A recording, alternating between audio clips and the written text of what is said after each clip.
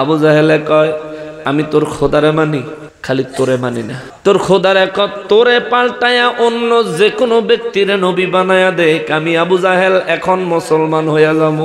জোরে করলেন নাউজুবিল্লাহ। তাহলে আবু জাহেলের সমস্যা কি আল্লাহর সাথে না নবীর সাথে? আবু জাহেলের নসিব ও জান্নাত আসেনি? আছে, আছে, কথা বলেন না কেন? আছে। বলবেন হুজুর আপনি জানেন কেমনে? আমাদেরকে দিয়া বলাইলেন আবু জাহেল জান্নাতে যাবে না। হাদিসে মোবারকের মধ্যে পাওয়া যায় ওমর ফারুক রাদিয়াল্লাহু তাআলা আনহুর ছেলে আব্দুল্লাহ রাদিয়াল্লাহু তাআলা আনহু একদিন বদরের ময়দানের প্রান্তরে দাঁড়িয়ে আছেন। হঠাৎ করে দেখলেন জমিনের নিচ থেকে একটা লোক গলায়, কোমরে, পায়ে, হাতে আগুনের শিকল দিয়া বেড়ি লাগানো। এই মানুষটা দৌড়াইয়া একটা জমিনের নিচ থেকে বাহির হয়ে আসছে। তার পিছন দিয়া একজন লোক এটা ধরে ধরে তার পিছনে পিছনে আসতেছে। ওই আবু জাহিল এই মানুষটা, যেই মানুষটা জমিনের ভিতর থেকে উঠে আসলো, তারে দেখলে বোঝা যায় কঠিন আযাবের শিকার হয়েছে, কঠিন মুসিবতের শিকার হয়েছে। এই লোকটা আব্দুল্লাহ ইবনে ওমর রাদিয়াল্লাহু তাআলা আনহুরে দেখা কয় আমার একটু পানি দাও, আমাকে একটু পানি দাও, আমাকে একটু পানি দাও, তোমার কাছে চিরকৃতজ্ঞ থাকবো। পিছন থেকে যেই লোকটা আগুনের শিকলগুলো টাইনা ধরে রাখছে, ওই মানুষটা কয় খবরদার তারে পানি দিও না, এটা আল্লাহ এবং তার রাসূলের দুশমন। সুবহানাল্লাহ। আব্দুল্লাহ ইবনে ওমর রাদিয়াল্লাহু তাআলা আনহু বলেন অবস্থা দেখে আমি এমনিতেই হতভম্ব হয়ে গেছি। জমিনের নিচ থেকে দুইটা মানুষ বাইরে আসলো। একটা মানুষের গলায়, হাতে, পায়ে, কোমরে আগুনের শিকল জড়ানো, আর একটা মানুষ এই আগুনের শিকলটা টাইনা ধরে রাখছে। অবস্থা দেখে আমি এমনিতেই তো নাজুক, আবার এই মানুষটা আমার কাছে পানি চায়, পিছনের মানুষটা পানি দিতে মানা করে। যখন পানি দিতে মানা করলো, আমি দিব বললাম না, দিব নাও বললাম না, আমি হতভম্ব হয়ে তাকিয়ে আছি। কিছুক্ষণ পরে ওই পিছনের লোকটা এই লোকটাকে আঘাত করতে করতে, আগুনের চাবুক দিয়া আঘাত করতে করতে আবার জমিনের নিচে নিয়ে গেল। আমি আব্দুল্লাহ ইবনে ওমর দৌড়াইয়া নূর নবীজির দপ্তরে যায়া নবীজির সালাম দিলাম, আসসালাতু আসসালামু আলাইকা ইয়া রাসূলুল্লাহ সাল্লাল্লাহু আলাইহি ওয়াসাল্লাম। মায়ার নবী গো, একটা বড় ধরনের আশ্চর্যজনক ঘটনা দেখে আসলাম হুজুর। আমার নবী বলেন আগে শান্ত হও, শান্ত হয়ে বসো। বলো কি হয়েছে? কয় হুজুর বদরের প্রান্তরে আমি দাঁড়ায় ছিলাম। কোথায় কোথায় কোথায়? নবী গো ওগো রাহমাতুল লিল আলামিন, বদরের প্রান্তরে আমি দাঁড়াইয়া ছিলাম গো নবীজি। হঠাৎ করে জমিনের নিচ থেকে দুইটা মানুষ উঠে আসতে দেখলাম। আগে একজন বের হয়ে আসলো, হুজুর তার গলায় আগুনের শিকল, তার হাতের মধ্যে আগুনের শিকল, তার কোমরের মধ্যে আগুনের শিকলের বেড়ি, তার পায়ের মধ্যে আগুনের শিকল দিয়া বাঁধা। হুজুর পিছনে আর একটা লোক শিকলগুলো ধরে রাখছে, আগুনের শিকল দইরা টানে, ওই লোকের হাত পড়ে না। আর যে এই লোকের গলার মধ্যে আগুনের শিকল লাগানো, তার শরীর পুড়ে পুড়ে গন্ধ বের হচ্ছে। এই লোকটা চিৎকার করতেছে আর আমার কাছে হঠাৎ করে বলল আমার একটু পানি দাও, আমার একটু পানি দাও, আমাকে একটু পানি দাও, চিরকৃতজ্ঞ থাকবো। হুজুর পিছনের মানুষটা মানা করলো খবরদার এক ফোঁটা পানিও দিও না, এই মানুষটা আল্লাহ এবং তার রাসূলের দুশমন। নবী গো আমি হতভম্ব হয়ে গেলাম। ইয়া রাসূলুল্লাহ সাল্লাল্লাহু আলাইহি ওয়াসাল্লাম, ও নবী এই মানুষ দুইটাকে আমার একটু জানতে ইচ্ছা হইল। সুবহানাল্লাহ কান। বদরের প্রান্তরে আব্দুল্লাহ ইবনে ওমর রাদিয়াল্লাহু একা ছিলেন, আমার নবীজি সেখানে ছিলেন না। কিন্তু আব্দুল্লাহ ইবনে ওমর রাদিয়াল্লাহর আকীদা হলো আমার নবীজি আল্লাহর দেওয়া ক্ষমতায় সব জায়গায় হাজির ও নাজির। জোরে কন্না সুবহানাল্লাহ। এই জন্য আব্দুল্লাহ ইবনে ওমর রাদিয়াল্লাহু তাআলা আনহু বলেন ইয়া রাসূলুল্লাহ আমি একটু এই দুইটা মানুষ সম্পর্কে জানতে চাই, হুজুর আমার একটু জানান।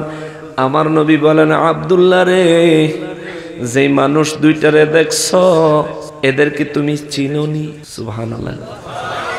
বলে জি না হুজুর, আমি তো এদেরকে চিনি না। মাটির নিচে তুই উঠে আইসা করে কেমনি চিনি? নবী বলেন একজনকেও চিনো না? বলে জি না ইয়া রাসূলুল্লাহ। নূর নবী রাহমাতুল লিল আলামিন ইলমে গায়েব বলেন, শোনেন কান খুলে। নবী বলেন আব্দুল্লাহ রে, যেই মানুষটার গলার মধ্যে আগুনের শিকল, হাতের মধ্যে আগুনের শিকল, কোমরে আগুনের বেড়ি, আগুনের শিকলের বেড়ি, পায়ের মধ্যে আগুনের শিকল, আমার নবী কয় এইটা হইল আমার অভিশপ্ত চাচা আবু জাহিল। আল্লাহু আকবার। আব্দুল্লাহ ইবনে ওমর রাদিয়াল্লাহু দেখছে কিন্তু চিনে নাই। নবীজি নিজের হুজরা মোবারকে থাইকাও নবী চিনছেইনি আমার নবী। এই ইলমে গায়েব আমার নবীকে দিয়েছেন কে? ঈমান পরিশুদ্ধ করেন, নবীর সম্পর্কে ঈমান ঠিক করেন। হুজুর নামাজের খবর নাই, রোজার খবর নাই, হজ যাকাতের খবর নাই, খালি ঈমানের খবর নিয়ে আসেন। ও বাবা, নামাজের দাম আছে, রোজার দাম আছে, হজের দাম আছে, যাকাতের দাম আছে, যদি ঈমান থাকে। ঠিক কিনা বল? নামাজ রোজা হজ যাকাতের দাম আছে যদি ঈমান। আর যদি নামাজ রোজা হজ যাকাত অনেক করলেন কিন্তু ঈমান নাই, এগুলোর কোনো দাম আছে? নবী সম্পর্কে ঈমানকে মজবুত করতে হবে, নবী সম্পর্কে আকীদা পরিশুদ্ধ করতে হবে। নূর নবী রাহমাতুল লিল আলামিন কয় আব্দুল্লাহ রে, যেই লোকটা মাটির নিচ থেকে আগুনের শৃঙ্খল সহকারে বের হয়ে আসছে, এই মানুষটা আমার অভিশপ্ত চাচা আবু জাহেল। সে আমি নবীর সঙ্গে গোস্তাখি করেছে, আল্লাহর ইসলামের সাথে দুশ্মনী করেছে, যার কারণে আল্লাহ তারে আযাব দিচ্ছে, আযাব দিচ্ছে, আযাব দিচ্ছে। তাইলে আবু জাহিল আল্লাহ মানছে, নবী মানে নাই। আবু জাহেলে কবরে কি আরামে আছে না বিপদে আছে? কথা কন না কা?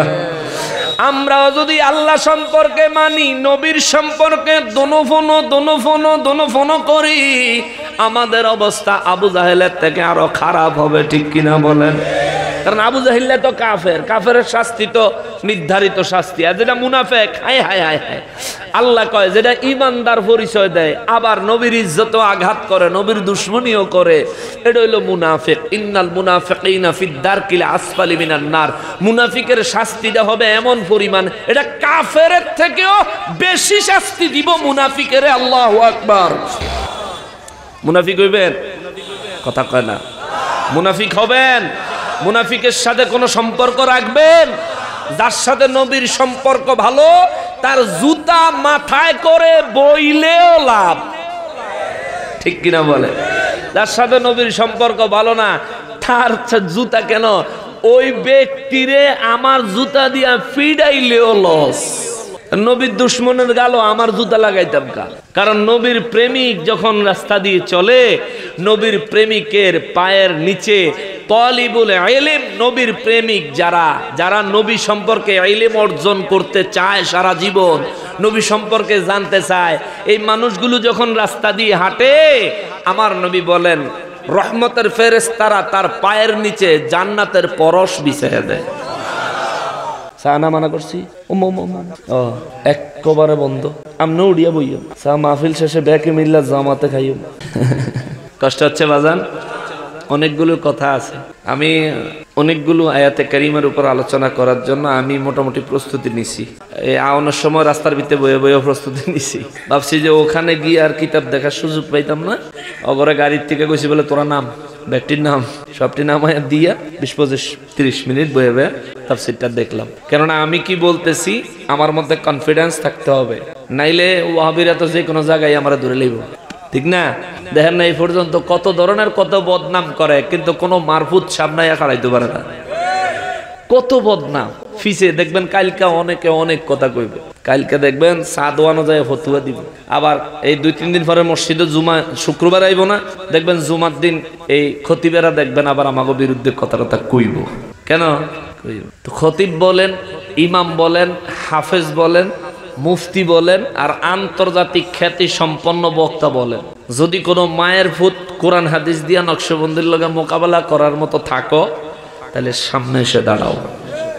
ঠিক কিনা বলে? পিছনে সমালোচনা করো না। আর যদি বেলে হুজুর আমি মাহফিলের দিন আসিলাম না, আমি আপনার বয়ানও শুনছি, সামনে আইয়া দাঁড়াইতাম, আমি কালকে আমো, তাহলে কোন জায়গায় আইবা খবর কইও, আমি আসবো ইনশাআল্লাহ। আমরা যখন মাহফিলে আসি হায়াত মওতের চিন্তা বাদ দিয়ে আসি, খেয়াল থাকে একটাই, দিনের সঠিক রূপরেখা নবীজির প্রিয় উম্মতদের সামনে তুলে ধরবো, তাতে যদি জীবনও চলে যায় কোনো আফসোস নাই, এটাই সফলতা। মুসলমানের আরে আমার পেয়ারা নবীর উম্মতের আরে আব্দুল্লাহ ইবনে ওমর রাদিয়াল্লাহু তাআলা আনহু রে, আমার নবী কয় আব্দুল্লাহ রে, যে মানুষটা শিকলে বন্দী এটা হলো অভিশপ্ত আমার চাচা আবু জাহেল, আর যেই মানুষটারে দেখছো পিছন থেকে শিকলটা ধরে রাখছে এটা জাহান্নামের আযাবের ফেরেশতা। জোরে বলেন আল্লাহু আকবার। তাইলে এই জায়গায় আমার নবীজির ইলমে গায়েব প্রকাশ পাইল। নবীজির ইলমে গায়েব এই হাদিসে মোবারকের দ্বারা প্রকাশ পাইল। সাহাবায়ে কেরামের আকীদা হলো নবী ইলমে গায়েব জানতেন, কার দেওয়া ক্ষমতায়? ওহাবিরা করে কি, প্রথমে কইব ইলমে গায়েব নবী জানে না। দেখবেন যখন আপনারা কইবেন বলে ঠিক আছে আমরা আমাদের আলেম ওলামাদেরকে আনবো, আপনার সাথে বাহাস হবে, তখন ওরা তো বাহাসে আসে না, এমনিতেই সূরার মতো ফলাইয়া ফলাইয়া থাকে। বাই চান্স যত সময় এদেরকে বাহাসে পাইছি তত সময় এরা বাহাসে উপস্থিত হইয়া কয় কি যে নবী ইলমে গায়েব আল্লাহ জানায়, দেখা জানে। এখন আমাদের আকীদা কি নবী নিজে নিজে জানে? আমাদের আকীদা হইল নবীজিকে ইলমে গায়েব জানায় কে? জোরে বলেন না কে? আল্লাহ বলেন আলিমুল গায়বি ফালা ইউজহার। আল্লাহ বলেন আমার গায়েবের খবর, গায়েবের ইলম আমি কারো কাছে প্রকাশ করি না, ইল্লা মানির তাদামির রাসূলিন, আমার মনোনীত রসুলদেরকে ছাড়া আর কারো কাছে ইলমে গায়েব প্রকাশ করি না। জোরে কন্যা সুবহানাল্লাহ। তার মানে আল্লাহ আমার মতন বোকা শোকা সাধারণ মুসলমানের কাছে ইলমে গায়েব প্রকাশ করে না, কিন্তু আল্লাহর মনোনীত রসুলদের কাছে আল্লাহ ইলমে গায়েব প্রকাশ করেন। আর আল্লাহ যদি রসুলদের কোন রসুলকে মনোনীত করেই থাকেন, ওই রসুলদের মধ্যে এক নম্বরে থাকবেন আমার নবী। ঠিক কিনা বলেন? তুমি এটা বুঝো না কা ভাই, বুঝতেও হবে, মানতেও হবে।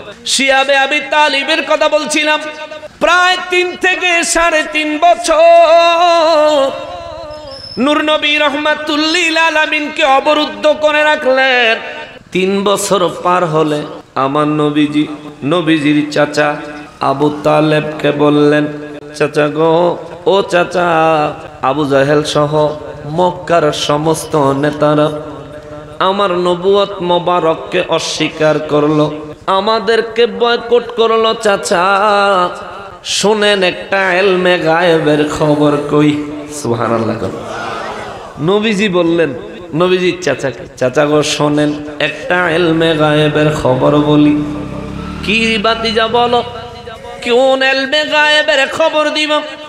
নবীজি বলেন, চাচা গো, কাবা শরীফের দেয়ালের মধ্যে আবু জাহেলে আমাকে বয়কট করার যেই বিধানগুলো, যেই শর্তগুলো লিখে কাবা শরীফের দেয়ালের মধ্যে ঝুলাইয়া রাখছিল, তাও বাইরের দিকে না ভিতরে, কাবা শরীফের ভিতরে দেয়ালে ঝুলাইয়া রাখছে, যাতে করে ধুলাবালিতে, রোদ্রে, বৃষ্টিতে নষ্ট না হয়, আজীবন যাতে থাকে।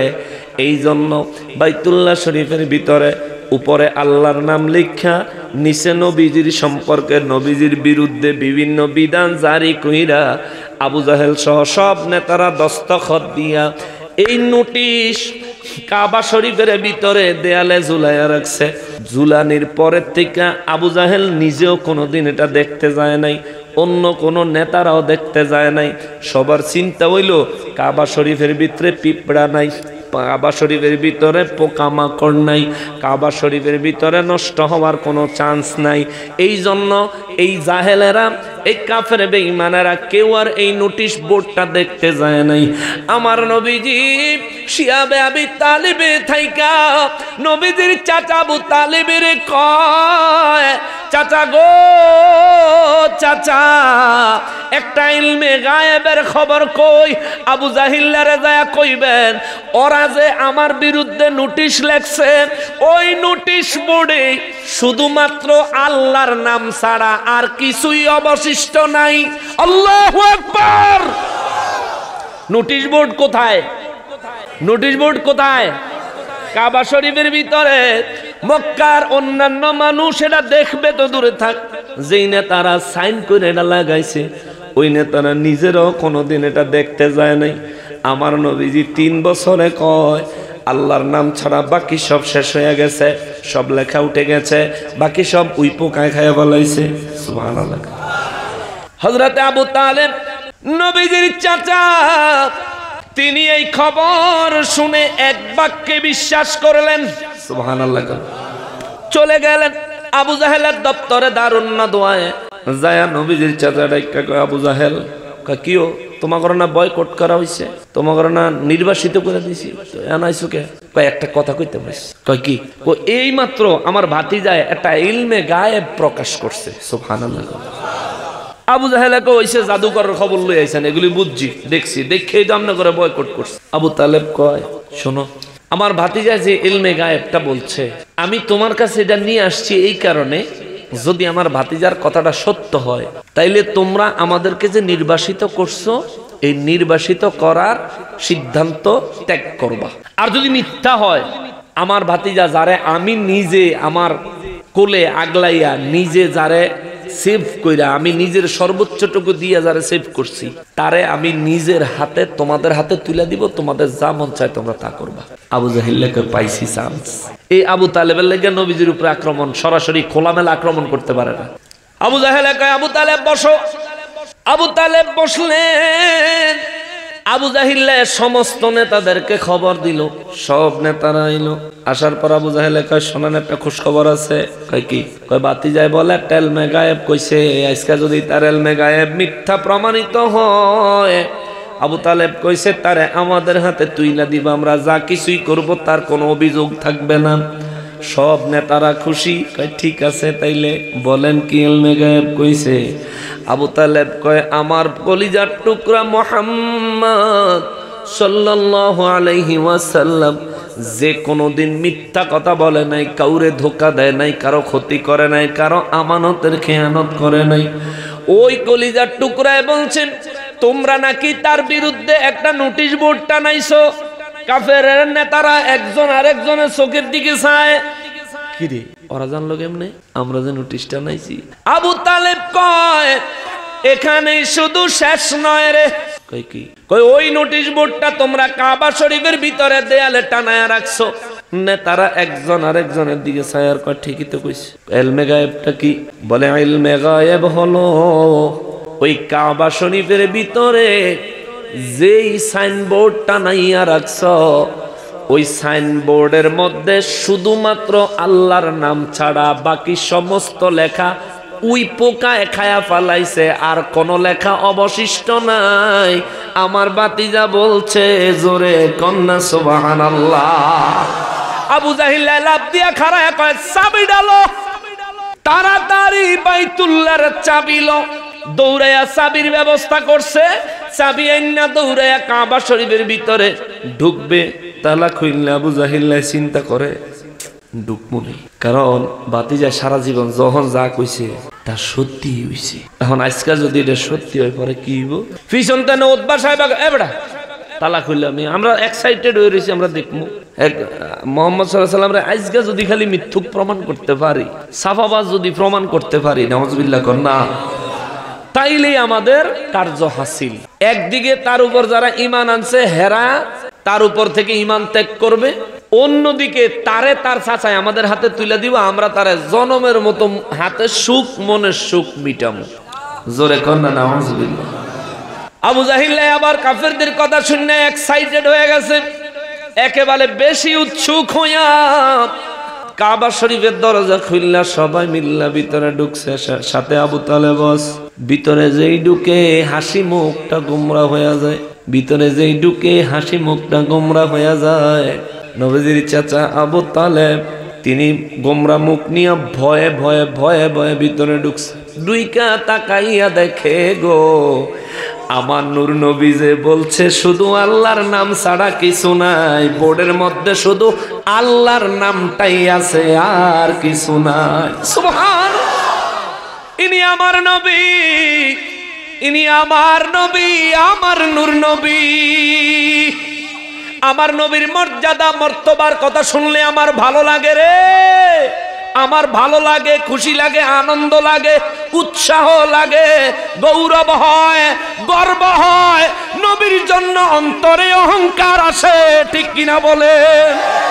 তোমার ভালো লাগে না কেন? আল্লাহু আকবার, নারে রিসালাত, ইয়া রাসূলুল্লাহ, আহলে সুন্নাত ওয়াল জামাত, জিন্দাবাদ জিন্দাবাদ জিন্দাবাদ জিন্দাবাদ, আহলে সুন্নাত, নারে গাউসিয়া, পবিত্র ঈদ মিলাদুন নবী জিন্দাবাদ। আমার নবীজি এই ইলমে গায়েব নবীজিকে দিবেন কে? এটার উপরে যদি বিশ্বাস করেন আপনার লাভ হবে, যদি অবিশ্বাস করেন আপনার ক্ষতি হবে। আল্লাহরও কিচ্ছু আসে যায় না, নবীজিরও কিচ্ছু আসে যায় না। তবে আমাদের দেশের এই ওয়াহাবিগুলি আমাদের সমাজ ধ্বংস করে দিচ্ছে, আমাদের বাচ্চাদের সন্তানদের ঈমান নষ্ট করে দিচ্ছে। নবী সম্পর্কে যত সব বদ আকীদা, শুধু নবীর অক্ষমতা তার মুখে শুনবেন। নবী ইলমে গায়েব জানে না, নবী হাজির নাজির হইতে পারে না। নবীজি রওজা শরীফে রওজা বেলে কখন যাইতো না, ইদানিং বলে না, বলছে বেলে রওজা কখন যাইতো না, ছাগল 3 নম্বর ছাউডায় কইলোটা কি? হ্যাঁ, মুমিনের কবর রে আল্লাহ রওজা বলছেন, তাও রিয়াজুল জান্নাত বলছেন, রওজা মির রিয়াজুল জান্নাত। সুবহানাল্লাহ। এই বেকলে কে বুঝাইবে? এটা কোরআন শরীফে পড়ে না, হাদিস তো পড়েই না, আমি হাদিসে পাইনি, পড়লে না। এক কথায় আমার নবীর ইজ্জত যত কমাইতে পারে তত ওয়াহাবি খুশি, আমার নবীর ইজ্জত যত বাড়ায়া কোরআন হাদিস থেকে বের করতে পারে তত সুন্নিরা খুশি, ঠিক কিনা বলেন? তাহলে এবার বলেন, নবীর ইজ্জত কমাইতে চাইতো কি আবু বকর না আবু জাহেল? নবীর ইজ্জত বাড়াইতে চাইতো কি আবু জাহেল না আবু বকর? আমরা আবু বকর রাদিয়াল্লাহু তাআলা আনহুর দলে, তার মানে আবু বকর রাদিয়াল্লাহর ঠিকানা জান্নাত, ইনশাআল্লাহ সুন্নিদের ঠিকানাও জান্নাত। এই জন্য বলি তোমরা সুন্নিদেরকে বলো বেদাতি বেদাতি, আরে বেকুব, হাসরের ময়দানে গিয়া দেখবি সুন্নিরাই জান্নাতি, ঠিক কিনা বলেন? আর তুই দুনিয়া তো খয়রাতি, কবরও খয়রাতি, হাসরও খয়রাতি, খয়রাতি খয়রাতি, ঠিক কিনা বলেন? আল্লাহ হেদায়েত দেখ, জোরে কোন আমিন। হয়তো আমার কথায় কিছু কষ্ট পাইবেন, দুনিয়াতে কষ্ট পাইতে পারেন, কবরে গেলে বুঝবেন নকশবন্দি কি কইছিল। হাসরের ময়দানে যখন দাঁড়াবেন তখন বুঝবেন। আজকাল কিছু অতি উৎসুক মানুষ আছে, কয় হুজুরে আরেক হুজুরকে বদনাম কয়। এ বেটা, তোর এটা হুজুর নিয়ে, এটা ইবলিস শয়তানের দোসর। নবীর ইজ্জতে আঘাত করে তোমার তখন কষ্ট লাগে না, আর নবীর ইজ্জতে আঘাত করনেওয়ালা ওই হুজুরের বিরুদ্ধে কথা কইলে তোমার কষ্ট লাগে। তোমার ওই হুজুর যদি 1 নাম্বার মুনাফিক হয়, তুই হইলে 2 নম্বর মুনাফিক। ফাজিল কোথাকার। নবীর লেগে তোমার মায়া লাগে না, নবীর জন্য তোমার কষ্ট লাগে না। নবীর ইজ্জতে আঘাত দিয়া দিয়া কথা বলে, নবীর অক্ষমতা, খালি নবীর এই নাই সেই নাই, ওই নাই সেই নাই। এ ফকিন্নির বলা, নবীর কি আছে না আছে তুই জানোস কেমনে? নবীজির কি নাই তুই এই কথা কস কেমনে? আল্লাহ তো কোন জায়গায় বলে নাই হাবিব আমি আপনারে এইটা দিছি এইটা দেই নাই। আরে আল্লাহ পুরা কোরআন শরীফে শুধু নবীজিকে বললেন, হুজুর আপনারে আমি দিছি, হুজুর আপনাকে আমি দিছি, হুজুর আপনাকে আমি দিছি। ফালা নুয়াল্লিয়ান্নাকা কিবলাতান তারদাহা, হুজুর আপনি মসজিদে আকসারে কিবলা হিসেবে অন্তর থেকে চান না, আপনার অন্তর থেকে কাবা বাইতুল্লাহরে কাবা চাইতেছেন। আমি আল্লাহ কাবারে বাইতুল্লাহরে কাবা বানায় দিলাম। সুবহানাল্লাহ। নবী যেটা চাইছে আল্লাহ সেটা দিছে, নবী যেটা ভাবছে আল্লাহ সেটা দিছে। নবীজিকে আল্লাহ শুধু দিছে দিছে দিছে। নবীজি নামাজে চিন্তা করলো, হাউজে কাউসার যদি আল্লাহ আমার উম্মতের দিত, হাসরের ময়দানে আমার উম্মত পিপাসায় কষ্ট করতো না। আল্লাহ কয় হুজুর ইন্না আতাইনাকাল কাউসার। আল্লাহু আকবার। আল্লাহ কয় নবীরে দিছি, নবীজিরে দিছি, নবীজিরে দিছি। হুজুর আপনারা আমি আল্লাহ হাউজে কাউসার দিলাম, হাউজে কাউসার আপনার উম্মতের জন্য দিছি, আপনার যারা মন চাইব তারে দিবেন। আল্লাহ কয় হুজুর আপনার আমি দিছি, হুজুর আপনাকে আমি দিছি। আর এই বেয়াদফে কয় নবীজির এই নাই সেই নাই, এই জানে না, সেই জানে না, এই পারে না, সেই পারে না। এটা কি আবু বকরের দলে না আবু জাহেলের দলে? 1450 শতাব্দী পূর্বের আবু জাহেল ছিল ওই যে নবীর চাচা আবু জাহেল, তাও আপন চাচা না, কিন্তু এটা সৎ চাচা। আবু জাহেলের ইতিহাস আছে, আবু জাহেলের নবীজির আপন চাচা না, এটা বলা যাবে না, সৎ চাচা। কেমন সৎ চাচা? নবীজির দাদায় যখন আবু জাহিল্লার মারে বিয়া করে তখন আবু জাহিল্লার মার পেটে রেডিমেড, আবু জাহিল্লার মার ফেডের ভিতরে তখন রেডিমেড আবু জাহিল্লায় আছে। এই রেডিমেড লইয়া আবু জাহিল্লার মায়ে আবু নবীজির দাদার কাছে বিয়া বইছে। এই জন্য আবু জাহিল্লার হাতে কাবা শরীফের চাবি মক্কার মানুষ দিয়ে নেই। এটা জন্মের দোষ আছে, এটার হাতে খোদার কাবার চাবি দেওয়া যাবে না। আবু জাহিল্লার রাগটা এই জায়গার, মুহাম্মদ হইলে আমার ভাতিজা, হের হাতে চাবি দেয়, কাবার দায়িত্ব দেয়, আর আমি হইলাম তার চাচা, আমি হইলাম আবুল হেকাম। অনেক জ্ঞানী ছিল আবু জাহিল্লা, অনেক জ্ঞানী ছিল আবু জাহিল্লা। আমি আবুল হেকাম, আমার হাতে চাবি দিতি না, মূল সমস্যা এটা নিয়েই তো আবু জাহিল্লা নবীজির সঙ্গে দুশ্মনীতে জড়াইলো। আসলে নসিব হেদায়েত নাই। তো এখনো যারা নবীজির এই নাই সেই নাই, অর্থাৎ নবীজির শুধু অক্ষমতা যারা প্রকাশ করতে চাও, আমরা তোমাদের মাথায় টুপি দেখি, গায়ে জুব্বা দেখি, অন্তরে আবু জাহেলের মতো নবীর দুশ্মনীও দেখি। চেঞ্জ হও। যদি তুমি নবীর উম্মত নিজেকে দাবি করো, নবীর প্রশংসা করবা তুমি। নবীজির তো কোনো দোষ নাই, নবীর দোষ থাকলেও তুমি গোপন করবা। নবীর দোষ কোনো আছে নাকি? নবীজির কোনো দোষ আছে? দোষ কি? আল্লাহ কয় ওয়ামা ইয়ানতিকু আনিল হাওয়া ইন হুয়া ইল্লা ওয়াহয়ু ইউহা। আমার হাবিব দোষ করব কোন সময়? একটা কথাও তো আমি আল্লাহর ইচ্ছা ছাড়া নবী বলেন না। সুবহানাল্লাহ। নবীজি যা বলতেন তাই আমার ইচ্ছায় বলতেন। এই জন্য আল্লাহ বলেন ইন হুয়া ইল্লা ওয়াহয়ু ইউহা। তোমরা মনে করো কি শুধু কোরআন শরীফই আমার ওহী? না, আমার হাবিব সারা জীবনে যতগুলো কথা বলেছেন প্রত্যেকটা কথা আমি আল্লাহর এক একটা ওহী। সুবহানাল্লাহ। কোরআন শরীফ সূরা নাজম বুঝলে অনেক কিছু, না বুঝলে কিছুই না। বুঝছেন না? ইউসুফ আলাইহিস সালাম নবী হিসেবে স্বীকৃতি পাইল, পরিচয় পাইল, নিজের নবুয়ত মোবারক প্রকাশ করলো ইলমে গায়েব জাহির করার মাধ্যমে। মিশরের বাদশাহ স্বপ্ন দেখলো, স্বপ্নের ব্যাখ্যা কেউ দিতে পারে না, এটা তো জানেনি। ইউসুফ আলাইহিস সালাম জেলে ছিলেন, ওনার কাছে খবর পাঠাইলো, উনি বলে দিলেন স্বপ্নের তাবির। বাদশার মনে ধরলো, জেল থেকে বাইর করে আনলো, স্বরাষ্ট্রমন্ত্রী বানায় দিল। আল্লাহ কত ইজ্জত তারে দিল, তার নবুয়ত মোবারক প্রকাশ পাইল। আর নবিয়ুন শব্দের অর্থই হচ্ছে ইলমে গায়েবের খবর যার কাছে আছে তিনি নবী। জোরে কন্যা সুবহানাল্লাহ। যার কাছে গায়েবের খবর নাই, গায়েবের ইলম নাই, তারে নবী বলা যায় না। নবিয়ুন শব্দের অর্থই হইল অদৃশ্যের সংবাদদাতা। জোরে কন্যা সুবহানাল্লাহ।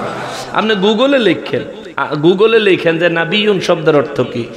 এখন তো আধুনিক জমান, আমার যুবক ভাইরা ফেসবুক গুগল টুগল তো সবাই চালাও। গুগল শরীফের ভিতরে লিখো বলে নাবিয়ুন শব্দের অর্থ কি। এই ওয়াহাবালিরা বাইর থেকে শুনতে আসত জানি, এই গুগলের ভিতরে সার্চ দে, এখন সার্চ দে, লেখ নাবিয়ুন শব্দের অর্থ কি। তুই কস নবী ইলমে গায়েব জানে না। প্রথম হইল নবী, নবী শব্দের অর্থ হইল ইলমে গায়েব জানে, পরে হেতে নিজেই কয় আবার ইলমে গায়েব জানে না। কত বড় জালিয়াত।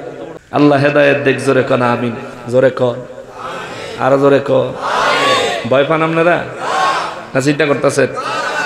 মুসলমানেরা রে, আমার পেয়ারা নবীর উম্মতেরা রে, সূরা ইউনূসের 21 নম্বর আয়াতে আমার রব্বুল আলামিন বলেন, জগৎবাসীরা রে, যখন তোমাদেরকে বিপদ আপদ দুর্ভিক্ষ আঁকড়াইয়া ধরছিল, আমি আল্লাহ আমার রহমত দিয়া তোদেরকে বাঁচাইছি, আমার রহমত দিয়া তোদেরকে হেফাজত করছি। সাহাবায়ে কেরাম বলেন, হুজুর নবী গো, কোন দুর্ভিক্ষের কথা আমার আল্লাহ বললেন? আমার নবী রহমাতুল লিল আলামিন নূরানি জবান মোবারকে বলেন, শোনো মক্কা মুআজ্জামার মানুষ, আমি নবী রহমাতুল লিল আলামিনের উপরে অনেক বেশি নির্যাতন নিপীড়ন চালানোর কারণে আল্লাহ তাদের উপর নারাজ হইয়া মক্কা মুআজ্জামার মধ্যে একাধারে 7 বছর আল্লাহ দুর্ভিক্ষ দিছে। বৃষ্টি হয় নাই, জমিনে ফসল হয় নাই, মরুভূমির পর মরুভূমি, ধুধু ধাঁধা, কোনো ফসল নাই, খাদ্য নাই, কোনো কিচ্ছু নাই। মানুষ পশুর থেকেও নগণ্য জিন্দেগি যাপন করা শুরু করলো। হায় হায়, এই দুর্ভিক্ষের সময় 7 বছর দীর্ঘ ছিল।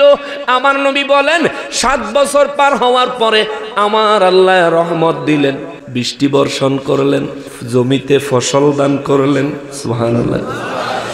ওই কথাই আল্লাহ কয়, ইযা আযাকানান নাস রাহমাতাম মিন বাদি দাররা মাসাতহুম ইযা লাহুম মাকরুম ফি আয়াতিনা। আল্লাহ কয়, নবী গো, দুনিয়ার এই মক্কাবাসীরা গোটা দুনিয়ার মানুষদের জন্য মেসেজ দেন, তারা যখন দুর্ভিক্ষে তাদেরকে যখন পাকড়াও করে ধরে, আকড়ায়া ধরে, আমি আল্লাহ রহমত দিয়ে তা করে বাঁচাই। যখনই তারা রহমত পায়া দুর্ভিক্ষ কাটায়া উঠে, বিপদ কাটায়া উঠে, আল্লাহ কয় ইযা লাহুম মাকরুম ফি আয়াতিনা।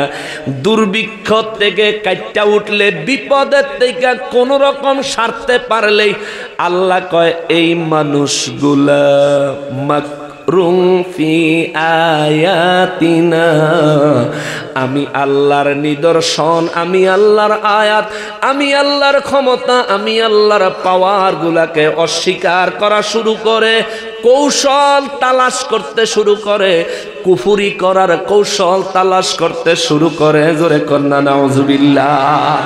এ মুসলমান, আমাদের বিপদ আসেনি? কথা কন্যা, বিপদ আসেনি? বিপদ আইলে আল্লাহ আল্লাহ করতে করতে মনে হয় আল্লাহরে একেবারে নামায় আলামু, বিপদ শেষ, আল্লাহ চিনি না। ঠিক নেই? এই এইচএসসি পরীক্ষা চলতেছে, এইচএসসি পরীক্ষা চলতেছে না?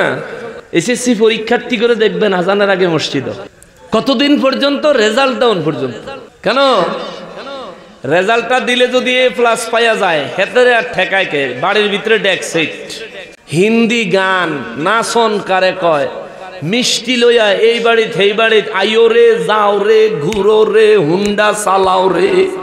কি ভুল বললাম? হয় কিনে এগুলো? যুবক ভাই, এটা করিস না। দেখ, আল্লাহ 1450 বছর আগে মক্কা মুআজ্জমার মানুষদের উদ্দেশ্যে যেই কথা বলছে, তাও কাফেরদের উদ্দেশ্যে, ওই চরিত্র, ওই আচরণগুলো আমাদের মধ্যে পাওয়া যায়। আমাদেরকে এগুলি রাখবো না ছাড়বো? আমরা কি এগুলো রাখবো না ছাড়বো? এই সমস্ত অভ্যাস পরিত্যাগ করতে হবে। ঘুমাইয়া নি আপনার?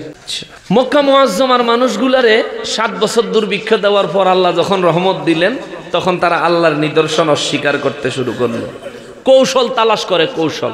আর কয় 7 বছর ধরে বৃষ্টি হয় না, 7 বছর পরে বৃষ্টিতে আমি ওইবই, ওইছে আর কি, আল্লাহ দিছে। আর বৃষ্টি হইলে তো জমিন থেকে ফসল ওইবই।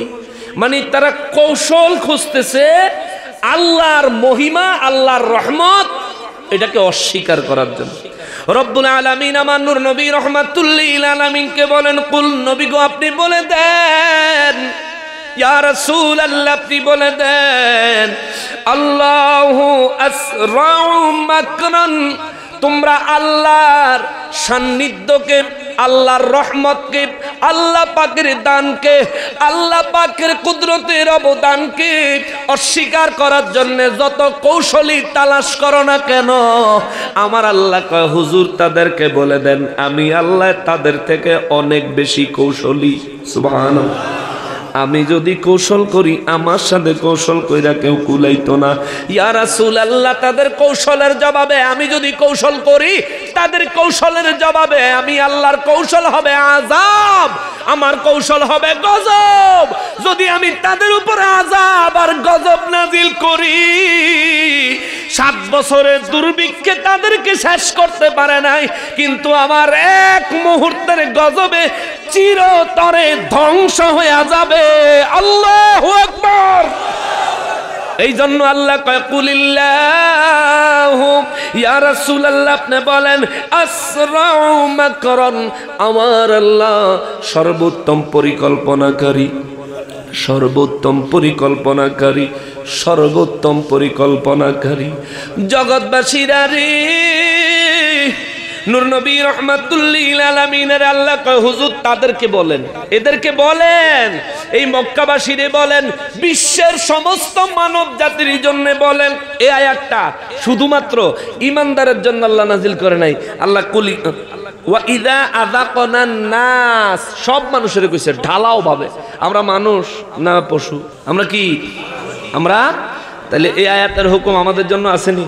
জোরে বলেন আসেনি? জোরে বলেন আসেনি? সুখে থাকলে শুকরিয়া আদায় হবে কার?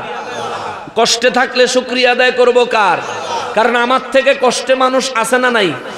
আমার থেকে বিপদে মানুষ আছে না নাই? আমার থেকে অসুস্থ মানুষ আছে না নাই? আমার থেকে অভাবী মানুষ আছে না নাই? ওই মানুষদের থেকে আমাদেরকে ভালো রাখছে কে?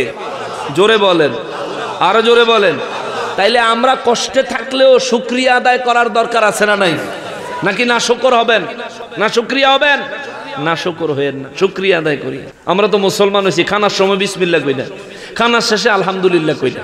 অথচ খানা এই রিজিক বানায় দিছে কে? পৃথিবীতে কত বিজ্ঞান আইলো, কত সুন্দর সুন্দর, কত আধুনিক আধুনিক আবিষ্কার হইলো, কেউ তো এক বেলার খাবার আবিষ্কার করতে পারলো না। পারছে নাকি? এক বেলা তো দূরে থাক, এক লোকমাতে আমরা যে ভাতটা খাই, কয়টা ভাত খাই কোনদিন গুনছি? আপনারা গুনছেন নি? আমি গুনি না, গুনমু কতক্ষণ? খালি ফাইসি বিসমিল্লাহ, খালি খা রে, তাড়াতাড়ি খা, খিদা লাগছে, কোনদিন গুনি নাই। অথচ আমার নবী বলেন, এই যে একটা লোকমা দিলা, এই লোকমার ভিতরে যে একটা দানা আছে, সেটা ভাত হোক গম হোক, এই যে একটা দানা, এই একটা দানা বানাইয়া রেডি কইরা তোমার মুখ পর্যন্ত রিজিক হিসাবে পৌঁছাইতে ৭০,০০০ ফেরেশতা ডিউটি করে এটা বানাইছে। সুবহান। কতজন? আপনি খালি খেত ধান লাগাইতে বদলালন ৯ জন, আবার ধান কাটিয়ে আনতে বদলালন ৯ জন, আবার এটি শুকাইয়া টুকাইয়া কত কিছু করতে, প্রত্যেক সেক্টরে টাকা দেওয়া লাগে, প্রত্যেক সেক্টরে আপনাকে বিনিময় দিতে হয়। আল্লাহ কোনোদিন বিনিময় চাইছেনি? জোরে বলেন চাইছে? জোরে বলেন না চাইছে? তাইলে ওই আল্লাহ দেওয়া রিজিকটা খাওয়ার সময় কি বিসমিল্লাহটা পড়া যায় না? যায় না? খাওয়ার শেষে কি একটু শুকরিয়া আলহামদুলিল্লাহ পড়া যায় না? এ মিয়া সাহেব, জমি আমনের বছর শেষে দেখা যায় খাজনা নিতে আইসা পড়ে চেয়ারম্যান অফিস থেকে, ট্যাক্স নিতে চলে আসে। জমি কিনছেন আপনি, কিন্তু এই জমির মূল মালিককে?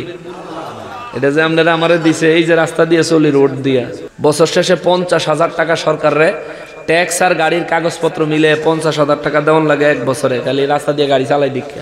এই প্রকৃত পক্ষে এই রোডের মালিককে? সরকারে বানাইছে লেগে সরকারের ট্যাক্স দিলাম, কিন্তু আল্লাহ যে দিছে, আল্লাহ যে সৃষ্টি করে দিছে, আল্লাহর ট্যাক্স দিছেনি? দিছেন? হাসপাতালে যায় দেখেন ১ ঘন্টা অক্সিজেন নিলে কয় টাকা লাগে? হাসপাতালে যারা আছে খবর নিয়েন, ১ ঘন্টা অক্সিজেন নিলে কয় টাকা লাগে? আপনি আর আমি কি অক্সিজেন ছাড়া বাঁচতে পারি? ১ মিনিট বাঁচতেন না যদি অক্সিজেন না থাকে। অক্সিজেন না থাকলে ১ মিনিট। ২৪ ঘন্টা যে অক্সিজেন নিতেছেন জন্মের পরের থেকে, প্রতিদিন, প্রতি সপ্তাহ, প্রতি মাস, প্রতি বছর, এই যে অক্সিজেন নিচ্ছেন, কি ভাড়া দেওয়ান লাগেনি? ভাড়া দেওয়ান লাগে, বিল দেওয়া লাগে, কেউ এসে চায়? এই অক্সিজেন দেয় কে? কথা কন না কা? ওই আল্লাহ শুকরিয়া আদায় করতে কি আলহামদুলিল্লাহ বলা যায় না? আরে আমরা তো উম্মতে মুহাম্মাদি, প্রতি নিঃশ্বাসে নিঃশ্বাসে শুকরিয়া আদায় করা দরকার, ঠিক কিনা বলেন? তাও আল্লাহ শুকর আদায় করা শেষ হইতো না, যা নেয়ামত আল্লাহ দিয়ে রাখছে। রব্বুল আলামিন বলেন, নবী গো, ও মায়ার নবীজি, জগৎবাসীরে বলেন, আমি আল্লাহর রহমত দুনিয়ার মানুষগুলা যখন পাইল, আমার রহমত যখন তাদেরকে দিলাম, বিপদ থেকে উদ্ধার হইল, আমার রহমত তারা পাইল।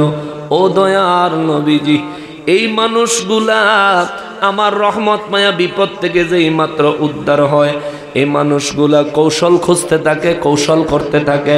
আমি আল্লাহ পাক রব্বুল ইজ্জতের উপর কৃতজ্ঞতা প্রকাশ না করার জন্যে, ঈমান না আনার জন্যে, জিন্দিগি ঈমান না আনার জন্যে আল্লাহ কয়, কুলিল্লাহু আসরাউ মাকরান। ও নবী, আপনি বলেন, আমি আল্লাহ সর্বোত্তম কৌশলকারী, আমি আল্লাহ সর্বোত্তম পরিকল্পনাকারী। যদি কারো পক্ষে আমি পরিকল্পনা করি, তার জিন্দিগি ধন্য সফল কাম হয়ে যাবে। আর যদি কারো বিরুদ্ধে আমি আল্লাহ কোনো পরিকল্পনা করি, তার দুনিয়াও শেষ, আখেরাতও শেষ, দুনিয়াও শেষ, আখেরাতও শেষ।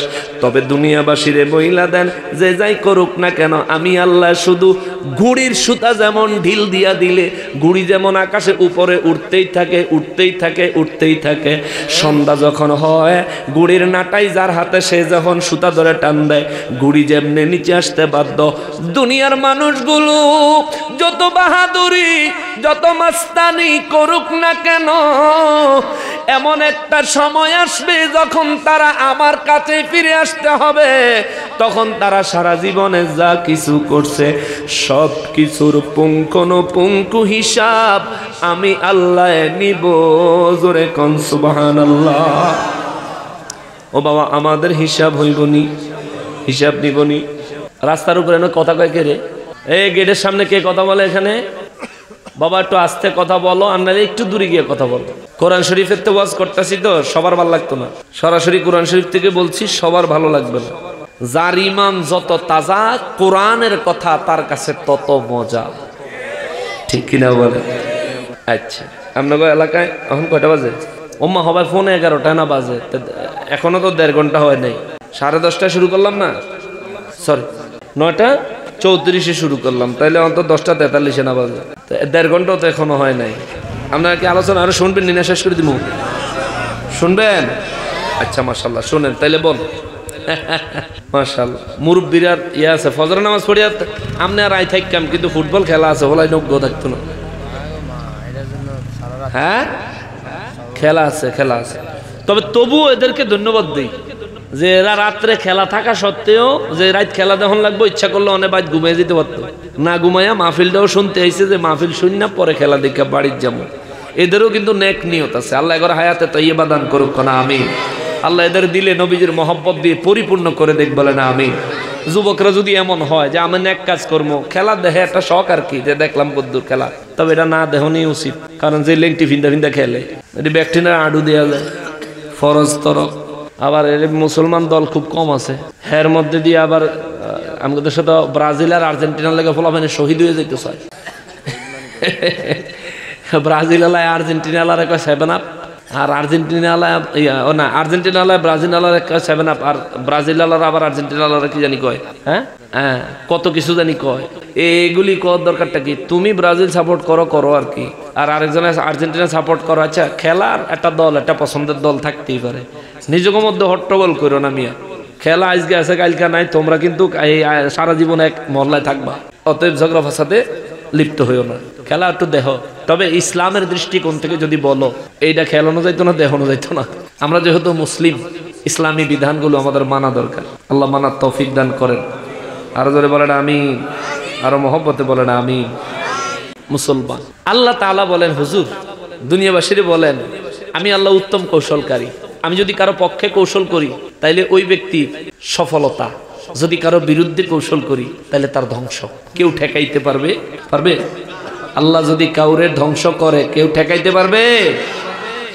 রব্বুল আলামিন বলেন, নবী গো, ও নবী, জগৎবাসীরে জানায়া দেন গো নবীজি, আমি আল্লাহ প্রমাণ ছাড়া কোনো মানুষকে ধরব না, প্রমাণ ছাড়া কারো বিরুদ্ধে কোনো অ্যাকশন নেই না। ইয়া রাব্বাল আলামিন, কি প্রমাণ আছে আপনার কাছে? আল্লাহ বলেন, ইন্না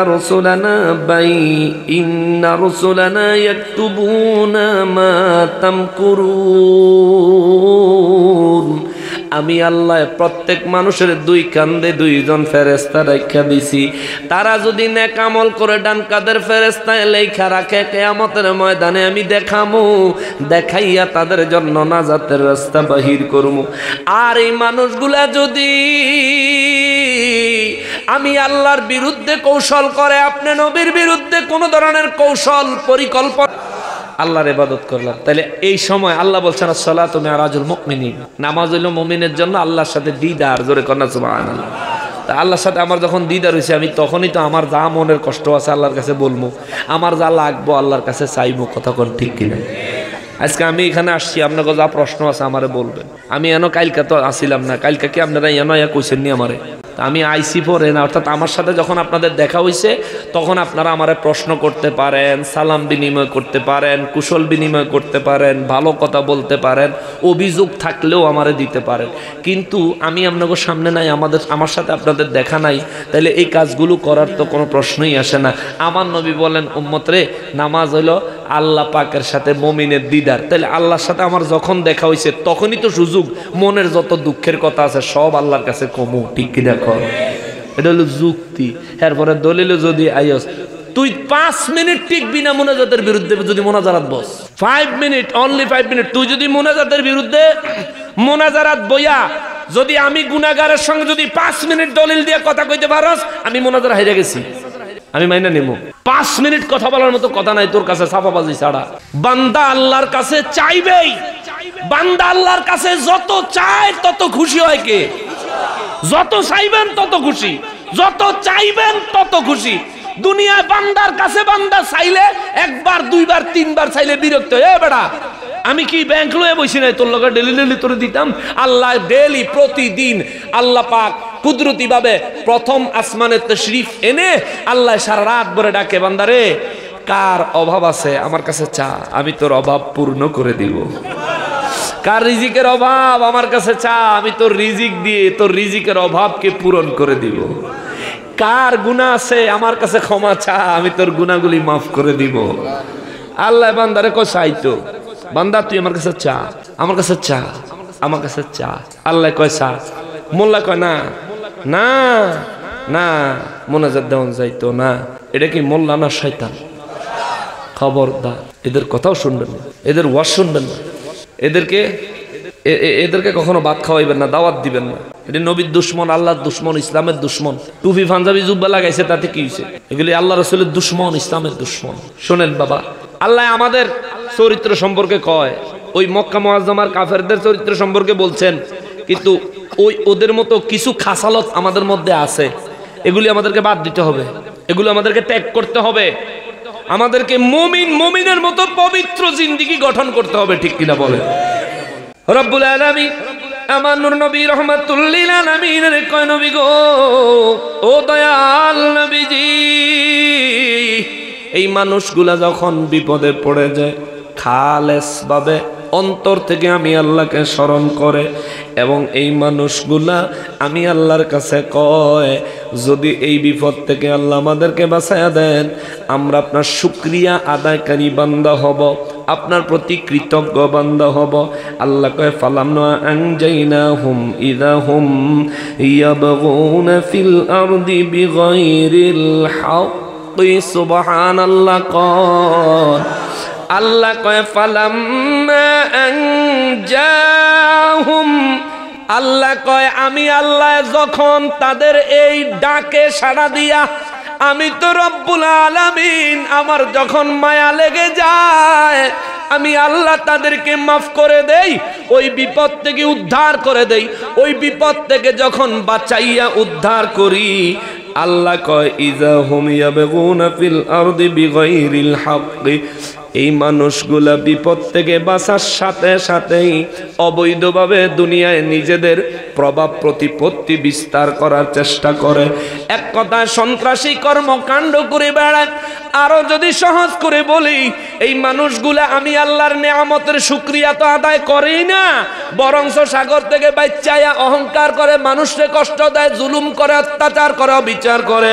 ইয়া রাসূলুল্লাহ, নবী গো জগৎবাসীরে বলেন, ইয়া আইয়ুহান নাস, ও জগতের মানুষেরা রে, ইন্নামা বাগয়ুকুম আলা আনফুসিকুম, ও জগৎবাসী যদি তুমি অহংকার করো, যদি তুমি অন্তরের মধ্যে অহংকার পোষণ করো, যদি তুমি দুনিয়ায় বিশৃঙ্খলা সৃষ্টি করো, যদি তুমি আমি আল্লাহর নাশকরকারী বান্দা হয়ে যাও, আল্লাহ কয় বান্দারে এটা তোর জন্য ক্ষতিকর, এটা তোর জন্য ক্ষতিকর।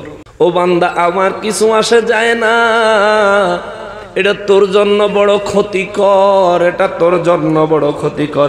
মাতা আল হায়াতিদ দুনিয়া, দুনিয়ায় তুমি এই রং তামাশা বাহাদুরি কইরা দুনিয়ায় হয়তো সামান্য কিছু ভোগ বিলাস করতে পারবি, বাহাদুরি কর, বাহাদুরি কর। সময় মতন আমি আল্লাহ ধর্ম, আমি তোরে ছাড় দিছি, ছাইরা দেই নাই, সুযোগ দিছি, একেবারে মাফ কইরা দেই নাই।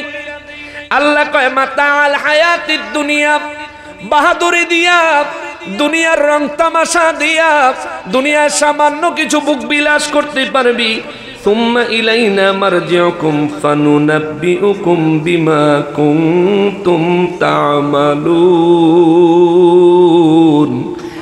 আল্লাহ কয় সুম্মা ইলাইনা মারজিউকুম, বাহাদুরি করস, হায়াত যতদিন আছে ততদিন, হায়াত শেষ হইলে আমার কাছে ফিরে আইবি। আল্লাহু আকবার। কেউ আছেননি মরতেন না, আল্লাহর কাছে যাওয়ান লাগতো না, এমন কেউ আছেন নাকি? আছেন? যারা গেছে গিয়ে হেরা কেউ মরতো না। আচ্ছা, আল্লাহ কয় সুম্মা ইলাইনা মারজিউকুম, যত বাহাদুরি করো অবশেষে আমার কাছে আইবি। যখন আইবি ফানুনাব্বিউকুম বিমা কুনতুম তা'মালুন, জীবনে কি করছো আমি তো করে দেখামো, জানামো, বুঝামো। আল্লাহু আকবার। কও জীবনের সমস্ত পাপগুলি যদি আমাদের সামনে হাসরের ময়দানে তুলে ধরে, আল্লাহ উপায় আছে? উপায় আছে? লজ্জাই তো শেষ হয়ে যাবে। আদম নবীতে শুরু করে একেবারে কিয়ামত পর্যন্ত যত মানুষ দুনিয়াতে আইব সব মানুষ হাসরের ময়দানে দাঁড়ানো। যখন আপনার বিচার শুরু হবে কইব তুমি এটা করছো, 120 কাতার মানুষ, সব মানুষ টপ টু বটম সবাই কথাগুলো শুনবে। লজ্জাই তো শেষ হয়ে যাবেন তখন। সেদিনের লজ্জা থেকে যদি বাঁচতে চান, সেদিনের মুসিবত থেকে যদি বাঁচতে চাই, তাহলে আল্লাহর বিধান লঙ্ঘন করার কোনো সুযোগ নেই। খবরদার, বাড়িতে 5 ওয়াক্ত নামাজ চালু করে দেন। আপনাদের উপস্থিতি যদি আরো সুন্দর থাকতো তাহলে আমি আরো একটু কথা বলতাম, একেবারে জান্নাত পর্যন্ত আপনাদের পৌঁছাই দিতাম। আপনাদের না উপস্থিতির একটু অভাব আছে। কয়টা বাজে? 11টা 12। এই আসল কথা তো আমরা কই না। আমরা সমস্যা হয়েছে কি, আলেমরা বলবো তখন আপনাদেরকে এই কথাগুলো, যখন আপনারা শুনবেন, শুনতে চাইবেন। কিন্তু আপনারা যদি শুনতে না চান তাহলে আলেমরা ইচ্ছা থাকলেও বলতে পারে না। আমাদের দেশে তো নেই গান গুণ না কইলে মাহফিল আর জমে না। কেন? নাতে রসুল বলে, গজল বলে, এটা একটা জিনিস, মুর্শিদি বলে, এটা একটা জিনিস। কিন্তু এখন তো আমাদের দেশের হুজুররা প্রতিযোগিতা শুরু করছে, গান কয় গান। কি কইতাম মনে, উপরে থুতু মারলে নিজের গায়ে পড়ে। আমাদের মধ্যে ইদানিং কি বলতাম, ওই যে ইয়াতে ফেসবুকে দেখছি বলে শুটিং করে, শুটিং হাতে ওয়াজ করতে আছে, কলজা বাসাইয়া লাইতে আছে, হাতের উপরে হামলা করে। মানে এই জন্য এক আইসক্রিম আলার মাইকে একটা গানের 2টা লাইন শুনছিলাম। গান হইলো আমার কথাগুলো উচিত লাগছে। কানায় কানায় মিলছে মেলা, সাধুর মাঝে গন্ডগোল। মানে 2 কানায় একসাথে হইয়া ভিক্ষা করে, হেরা মিলছে, মিল্লা জিল্লা ভিক্ষা করে। কিন্তু সাধু 2 আলেম এগো ভিতরে গন্ডগোল। ঠিক নেই? ভিতরে তার ইবলিশ শয়তান, মুখে তাহার সুন্দর বল। তার ভিতরে মারাত্মক মুনাফিকি, কিন্তু মুখে অনেক সুন্দর কথা, বহুত বহুত ফায়দা হবে ইনশাআল্লাহ। কিন্তু হেদের ভিতরে ইবলিশের থেকেও খারাপ। আমাদেরকে এই ধরনের পরিস্থিতি থেকে চরিত্র চেঞ্জ করতে হবে, নিজেদেরকে চেঞ্জ করতে হবে। বাবা বাবারে, সব নিয়ামত দিছে আল্লাহ। কয়েকদিন আগে ঢাকায় খিলগাঁও ফ্লাইওভার ব্রিজের উপরে রাত্রে 3টার সময় 3 বন্ধু একসাথে মোটরসাইকেল দিয়ে যাচ্ছিল। হেলমেট ছিল না কারো মাথায়। সিসিটিভির ফুটেজ দেখছি, সময় টিভি সংবাদের থেকে ভিডিও দিয়েছে। এই মোটরসাইকেল আমাদের যুবকরা যারা চালায় তাদের প্রতি আন্তরিক আহ্বান, এই মোটরসাইকেলটা পাগলের মতো চালাইস না, পাগলের মতো চালাইও না। মোটরসাইকেল এই ইত্রামি করার জিনিস না, এটা প্রয়োজনীয় জিনিস। তুমি প্রয়োজন সারো। তুমি হ্যাঁ আমার একটা মোটরসাইকেল আছে, আমি একটু ভাব টাপ লইলাম, লও ভাই, নিয়ন্ত্রণের ভিতরে লও, নিয়ন্ত্রণের মধ্যে লও। নিয়ন্ত্রণ হারাইও না। নিয়ন্ত্রণ হারাইলে ওইলে মরবি, নাইলে জিন্দা মরে যাবি। জিন্দা থাকবি, কোনো কামে লাগতো না। ঠিক কিনা কর? 3 বন্ধু একসাথে অ্যাক্সিডেন্ট হইলো, একদম স্পট ডেড, জায়গায় মারা গেছে 3 জন। তার মধ্যে বড় আফসোস হইলো একটা ছেলের বাপ মারা গেছে, 3 মাস হয় নাই। এই ফোলাটাও মারা গেছে। এই ফোলার মায়ের, এই ফোলার পরিবারের কি অবস্থা একটু চিন্তা করে দেখেন। আমার যুবক ভাই, তোমরা যারা মোটরসাইকেল চালাও একটু চিন্তা করো। তুমি যদি না থাকো আজকে, তুমি যদি মারা যাও, তোমার ফ্যামিলির কি অবস্থা হবে একটু চিন্তা করো। হায়াত না থাকলে মৃত্যু হবে, মৃত্যু আসবে। হায়াত মৌত আল্লাহর হাতে। তাই বলে 10 তলা বিল্ডিং এর তেনে লাফাইয়া কন যাইতো না, বলে হায়াত থাকলে বাস মই দিলাম লাভ। তুমি আর আমি যতক্ষণ বাঁচার চেষ্টা করব, ততক্ষণ যদি হায়াত থাকে বাঁচাইয়া রাখবো কে? যদি চেষ্টা না করি তাইলে আল্লাহ আমাদেরকে বাঁচাইতে না, চেষ্টা করতে হবে। অতএব মৃত্যু চুল দাড়ি দেখে আসে না, বয়স দেখে আসে না। আসার সিরিয়াল আছে, যাওয়ার কোনো সিরিয়াল নাই।